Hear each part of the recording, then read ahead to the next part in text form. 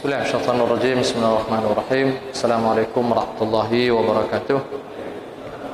Alhamdulillah rabbil alamin. Nahmaduhu wa nasta'inuhu wa nastaghfiruhu wa nastahdihi. Na'udzu billahi min shururi anfusina wa min sayyiati a'malina. May yahdihillahu fala mudilla lahu wa may yudlil fala hadiya lahu. Asyhadu an la ilaha illallah wahdahu la syarika lahu wa asyhadu anna Muhammadan abduhu wa rasuluh. Allahumma salli wa sallim ala Muhammad wa ala alihi wa ashabihi wa barik wa sallim. Allahumma rabbana zidna ilma warzuqna fahma wa bisalihin. Allahumma rabbana la ilma lana illa ma 'allamtana innaka antal alimul hakim. Allahumma rabbana 'allimna ma lam na'lam innaka anta 'allamul ghuyub. Allahumma rabbana 'allimna ma yanfa'una wa anfa'na bima 'allamtana. Allahumma rabbana faqihna fid din wa 'allimna ta'wil innaka 'ala kulli syai'in qadir. Allahumma rabbana ij'al a'malana khalisatan liwajhikal karim wa ja'alna min 'ibadikal mukhlasin. Shallallahu ala Muhammadin nabiyil ummi wa ala alihi wa ashabihi wa barik wasallim. Para hadirin jemaah maghrib yang berbahagia, Bapak Ibu yang dirahmati Allah, pertama sekali puji syukur kepada Allah Subhanahu wa taala atas segala nikmat dan karunia-Nya. Salawat dan salam kepada Rasulullah sallallahu alaihi wasallam, kepada seluruh keluarganya, juga kepada seluruh sahabat-sahabatnya sekalian. Bapak Ibu, seperti yang disampaikan tadi, kita pada pertemuan yang lalu sampai pada ayat 71 surah Al-An'am. Di ayat 71. Jadi terakhir kita membaca sampai ayat 71 surah Al-An'am. Nah, di ayat 71 ini Allah berfirman, "Qul anad'u min dunillahi ma la yanfa'una wa la yadhurruna wa naradu 'ala aqabina ba'da idh hadana Allah kalladzi istahwathu asyayatin fil ardi hayran. Lahu ashabu yad'unaha ila al-huda atina qul inna hudallahi huwal huda wa umirna linuslima lirabbil alamin."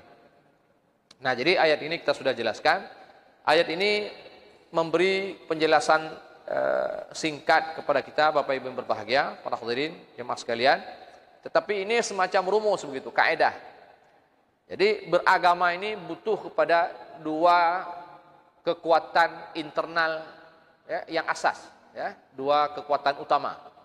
Jadi kekuatan akal dan kekuatan petunjuk. Wahyu, huda. Tunjuk daripada Allah Subhanahu wa taala. Dan dulu kita sudah singgung ya bagaimana ketika di sana Allah mengatakan wa idza qila lahum ittabi'u ma anzalallahu qalu bal nattabi'u ma alfayna 'ala aba'ana awalau kana abahum la ya'qiluna wa la yahtadun. Jadi yang membedakan kita orang beriman dengan mereka orang-orang yang yang jahiliyah, ya, orang musyrik, orang kafir. Allah katakan mereka itu la ya'qiluna wa la yahtadun. Mereka tidak yaqil, tidak berakal dan tidak berpetunjuk. Jadi mereka tidak berjalan di atas logika yang benar dan mereka juga tidak berjalan di atas bimbingan wahyu Allah Subhanahu wa taala. Nah, jadi orang yang berjalan di dalam agama ini itu seharusnya ya, dia berjalan di atas dua bimbingan tadi. Jadi bimbingan akal dan bimbingan petunjuk. Dan ini tidak boleh dipisahkan.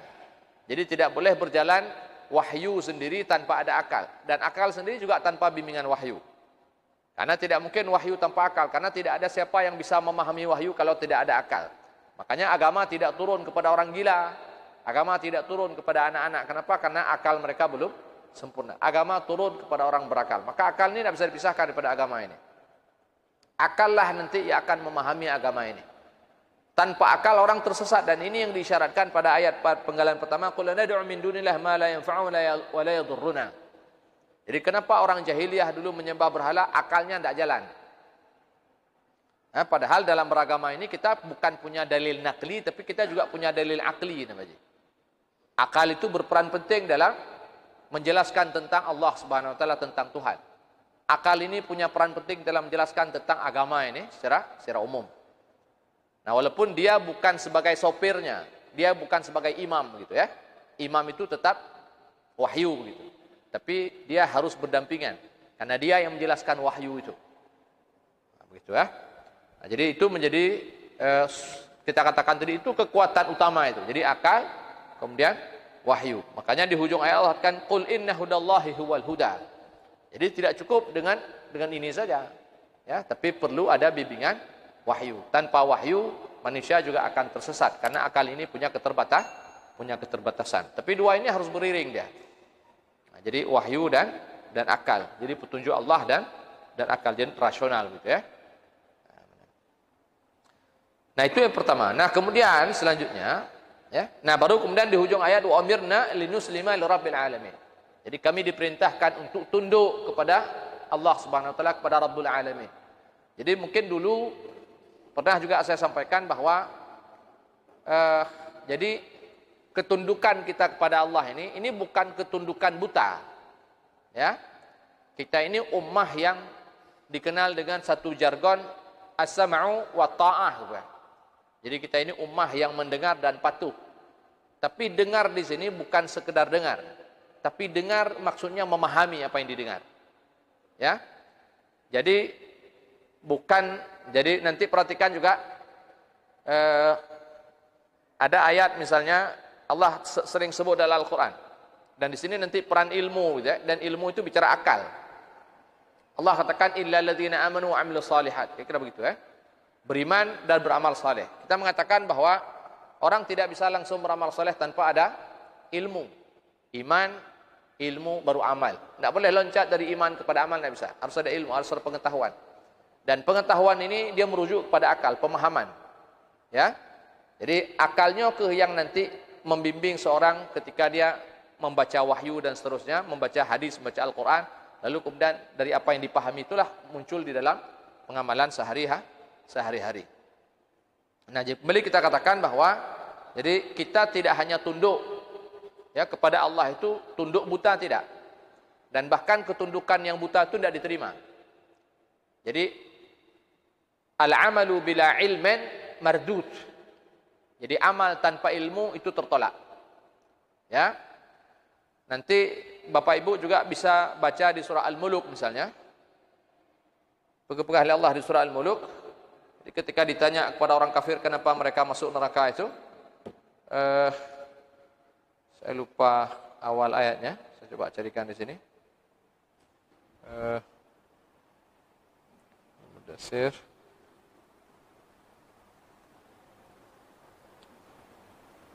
Surah Al-Muluk.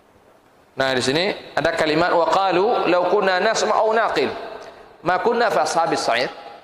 Kalau sekiranya di dunia dulu kami mau mendengar dan kami mau menggunakan akal, nasma'u naqil. Kemudian disambungannya apa? Ma kunna fi ashabis sa'ir, maka kami tidak akan mungkin masuk ke dalam neraka. Jadi ini penting, ya. Makanya kita katakan sekali lagi bahwa umat Islam ini ketika dikenal dengan umat as-sam'u wa ta'ah, dia mendengar dan patuh. Ini dengar dan mengamalkan apa yang dia dengar. Nah, di situ ada yang dibuang, ada yang tidak disebutkan apa di situ. Dia memahami apa yang dia dengar. Nah, jadi ketundukan kita kepada Allah itu ketundukan yang betul-betul objektif, maksud saya. Nah, jadi betul-betul didasarkan kepada pengetahuan. Ya, Nabi mengatakan, qul ad'u ila apa? Qul ad'u ila Allah. Qul hadza sabili ad'u ila Allah. Apa bunyinya?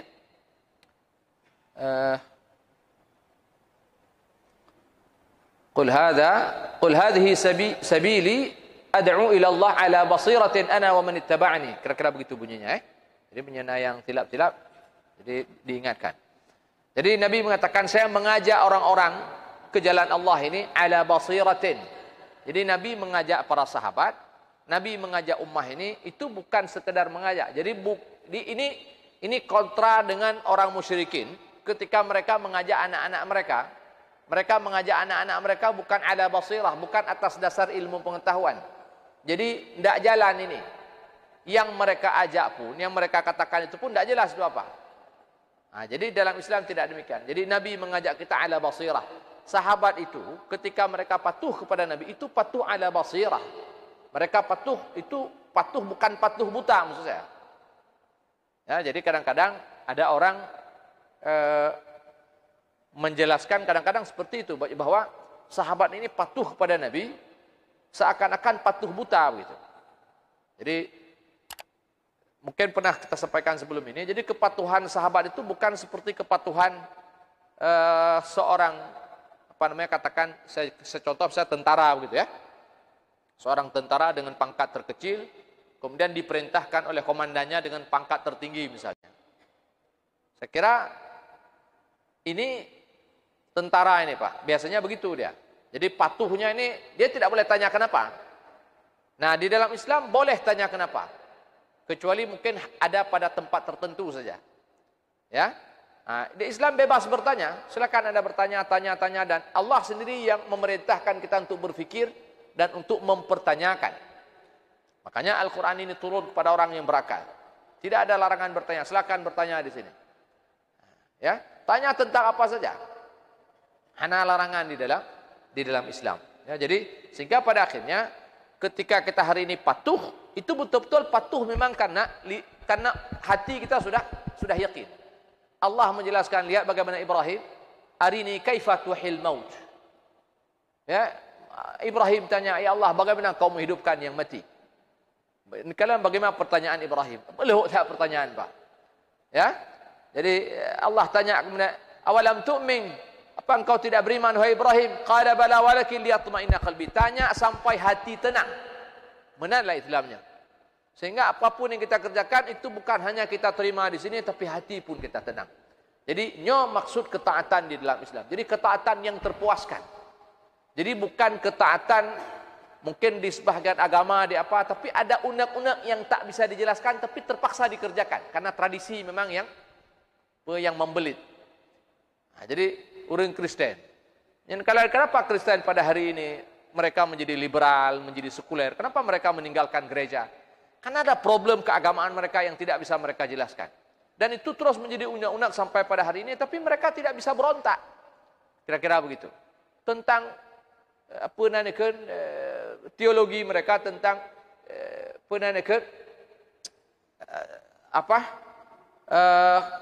Thalithu Salasah itu apa namanya? Trinitas, tentang konsep Trinitas. Sampai hari ini tidak bisa dijelaskan itu secara logis itu tentang Trinitas. Jadi tapi ketika mereka tidak bisa menjelaskan tentang konsep Trinitas itu secara logis, tapi mereka dipaksakan untuk beriman kepada konsep itu. Tidak dianggap seorang Nasrani yang betul sampai dia mengakui Isa itu sebagai Tuhan, kira-kira mana. Itu kan dia nggak bisa menjelaskan, tapi walaupun tidak bisa menjelaskan, dia harus paksa beriman. Nah, Islam tidak begitu. Maka kenapa pada akhirnya Islam ini sesuai untuk agama orang akhir zaman. Diterima di mana-mana. Silakan saja Anda tanya tentang Islam, Islam akan memberi jawaban, dan itu sampai mengena betul di akal siapapun. Sehingga hati ini menjadi tenang, para hadirin berbahagia. Jadi ketika akai nyokai tunduk, hatinya tenang aja. Mana aja. Ibrahim minta sama Allah sampai begitu. Tapi apakah kemudian Allah tidak? Allah meladeni, Pak. Allah perintahkan Ibrahim ambil beberapa ekor burung cincang, letakkan di 4 bukit. Allah ladeni itu. Jadi kira-kira begitulah. Nah, jadi semua diladeni. Supaya apa? Sampai Ibrahim itu terpuaskan tentang Tuhannya. Nanti kita tamang dengan cerita Ibrahim. Nah, setelah ayat ini. Nah, kira-kira begitu Islam. Jadi tidak ada yang unek-unek di sini. Tapi harus tidak ada. Jadi semua harus terjelaskan. Dan Islam itu betul-betul agama yang jelas. Tidak ada yang tersembunyi. Nah, jadi hina-hino yang tidak ada konspirasi di sini. Silahkan bertanya dan semua bisa dijelaskan. Jadi dan itu kita katakan tadi. Jadi ketika akal berfungsi dan hidayah itu ada, dan atas dasar itulah kemudian kita taslim kepada Allah Subhanahu wa taala. Nah, jadi menurut ayat ini ke Al-Qur'an, fala wa rabbika la yu'minuna hatta yuhakkimuka fima shajara bainahum thumma la tajidu harajan mimma qadai wa yusallimu taslima. Jadi tidak ada alasan kita tidak tunduk kepada hukum Allah ini, dan kita tidak anggap tidak fala wa rabbika la yu'minun hatta yuhakkimuka fima shajara bainahum. Tidak dikatakan kita beriman dengan sungguh-sungguh beriman sampai kita tunduk kepada aturan Allah. Sehingga dalam hati ini tidak ada haraj, tenang dalam hati ini, wa yusallimu taslima, dan kemudian kita betul-betul taslim setelah hilang unek-unek di sini, dan kita akan taslim dengan betul-betul taslim. Kita akan tunduk dengan sebetul-betul tunduk kepada aturan Allah Subhanahu wa taala. Nah, jadi ini di antara fungsi kenapa kita harus belajar, supaya yang kita kerjakan ini betul-betul bukan hanya sebuah tradisi, bukan hanya sekedar ritual, tapi yang kita kerjakan ini itrimang liakai tenang hati itu. Nyam tu je. Nah, waktu itu tunjuk mana kan? Nah, yang mana-mana. Hana masalah, tunjuk juga ada mana-mana api. Yang penting itu harus ada dasarnya. Sehingga yang dipegang mana-mana api sesuai dengan ilmu yang dia dapatkan tenang di hatinya. Yang hana mana api menanjik, terserah. Harus ada ilmu je. Supaya kita tenang dalam mengerjakan ini. Yang fungsi ilmiah saja. Jadi bukan hanya sekedar untuk pengetahuan, tapi untuk menenangkan hati orang yang mengamalkan agama ini. Karena hati kalau sudah tenang, itu baru muncul ketundukan yang sempurna apa? Baru mudah tahu idenya. Nah, jadi kalau hana udip, kalau ini tidak ada, ini tidak tenang, bagaimana kita bisa patuh? Sulit patuh. Kita manusia ini. Allah memberi kita akal, Allah memberi kita hati. Maka nanti ada namanya keterpaksaan. Terpaksa namanya. Nah, Islam tidak mengenal namanya paksa. Maka sejak dari awal, la ikraha fid din. Tidak ada paksaan untuk masuk dalam agama ini. Anda tidak ada yang istilahnya di sini terpaksa. Puyahan apa? Jelas. Semua jelas. Sampai Anda tenang, Anda masuk dalam Islam. Kira-kira begitu. Nah, maka tidak diterima agama orang yang terpaksa. Terpaksa masuk Islam, Anda sia-sia, keluar saja sudah. Anda terima agama Arab yang terpaksa dalam Islam. Terpaksa semayang, Anda terima semayang don. Tidak ada keterpaksaan. Makanya Islam membutuhkan kepada wa ma umiru illa liya'budullaha mukhlishina lahuddin. Perlu tulus, Pak. Nah, ketulusan itu sulit muncul kalau bukan dasarnya cinta tadi itu. Kalau bukan dasarnya tenang hati. Ba ulai apa, ba hati bupah je baru tulus je. Ni hanya yang paling tulus tu. Karena ada undang-undang, ada ganjalan. Kalau terganjal, tidak akan pernah tulus dia. Maka itu penting memfungsikan akal, penting memfungsikan hati di dalam agamanya. Jadi akal tempat letaknya ilmu, dan hatinya tempat letaknya hidayah. Jadi dua hal ini. Ya. Ini saya kira pelajaran besar dari ayat yang kita bacakan di 71. Jadi kita sekedar mengulang, ini sebenarnya tambahan. Ya. Nah, kemudian terakhir kemarin kita juga mengingatkan dengan ayat setelahnya. Allah katakan, wa naqimus salata wattaquh, ya, wa huwal ladzi la tuhsuna. Di sini Allah mengingatkan tiga hal. Pertama, iqamatis salah, takwa kepada Allah, kemudian kembali kepada Allah Subhanahu wa taala. Saya kira waktu kita tinggal sedikit, nyahana pentu, nyahana tempat, kita jelaskan di pertemuan akan datang. Nah, ini sepenggal tempoh hari kita sudah jelaskan sedikit tentang pentingnya sembahyang. Nah, kita ulang sedikit bahwa ayat ini datang dalam rangkaian ayat-ayat di mana Nabi ini beliau sedang berdakwah kepada mereka orang musyrik. Nah, seperti yang kita sebutkan sebelumnya juga bahwa persoalan dakwah ini tidak mudah para hadirin berbahagia. Dan sebelumnya kita pernah menyebutkan memberi contoh dengan surah Al-Muzammil pada ketika itu, ya. Surah Al-Muzammil. Nah, di sini Allah katakan ya ayyuhal muzammil qumil laila illa qalil sampai seterusnya. Fa inna sanulqi 'alaika qawlan thaqila. Kami akan memberikan kepadamu wahai Muhammad, kami akan turunkan kepadamu, kami akan bacakan kepadamu qaulan thaqila, Al-Quran. Al-Quran ini yang merupakan sumber agama ini qaul thaqil. Perkataan yang berat. Perkataan berat ini berat diamalkan dan berat disampaikan. Nah, Allah menginginkan Nabi ini untuk mengemban yang berat ini dan menyampaikan kepada orang di samping dia untuk mengamalkan. Nah, bagaimana supaya kemudian ini menjadi ringan?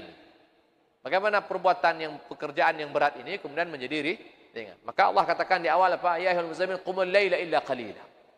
Jadi Allah perintahkan Nabi dari awal dakwahnya itu untuk salat. Ya. Dan nanti itu di awal Al-Baqarah dahulu kita jumpai ayat wasta'inu bis-sabri was-salah. Jadi sembahyang ini punya kekuatan yang luar biasa para hadirin berbahagia.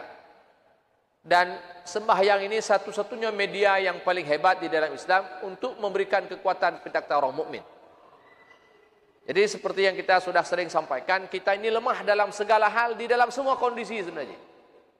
Apalagi berdepan dengan menyampaikan agama Allah ini. Jadi hanya mudah menyampaikan agama Allah ini. Tidak mudah untuk berdakwah menyampaikan kebaikan kepada orang lain, tidak mudah. Tidak mudah untuk mencegah kemungkaran yang ada di sekitar kita para hadirin berbahagia. Ya. Jadi rumit babnya. Jadi dakwah ini pekerjaan Nabi. Dan lihat apa yang diderita oleh Nabi sepanjang beliau menjalankan dakwah.